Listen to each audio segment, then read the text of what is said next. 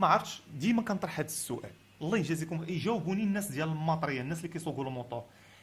اشنا هو المعنى كدير الموتور؟ عندك موتور 103 وكتطلق ليه هذيك تطرطق زعما علاش؟ والله الا سؤال بريء، والله الا سؤال علاش كتطلقوا ليه؟ علاش خصك ملي تسوق تسمع ديك واش زعما تيولي هارلي دافيدسون؟ زعما واش ملي كتحلو كيولي تيولي الموتور ديال 5000 درهم يساوي 32 مليون؟ ما فهمتش علاش كديروا ليه ديك طرق.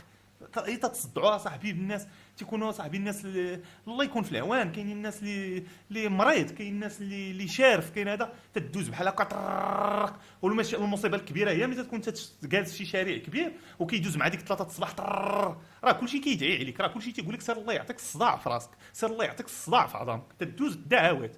حيت ما فهمتش انا اش كتبغي تقصد لينا انك طالق ليه. زعما انت سايق الهارلي دافيدسون، زعما ملي غطرق انا نقول غنسمع الصوت، غنسمع نقول خونا لاباس عليه.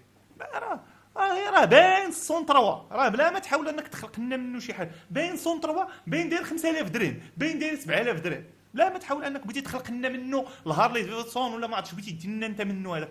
راه داك الموتور اللي داير 32 مليون ما تيديرش هذه الفضيحه، تيدوز تسمع غرم غرم غرم بحال كروش الحرام، بحال هذوك اللي واكلين البلاد. غرم غرم غرم غرم فهمت تسمع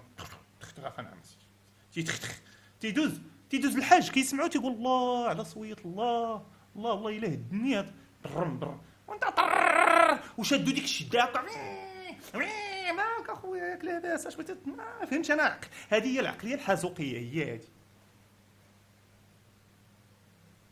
لا العقليه الحازوقيه هي هذه.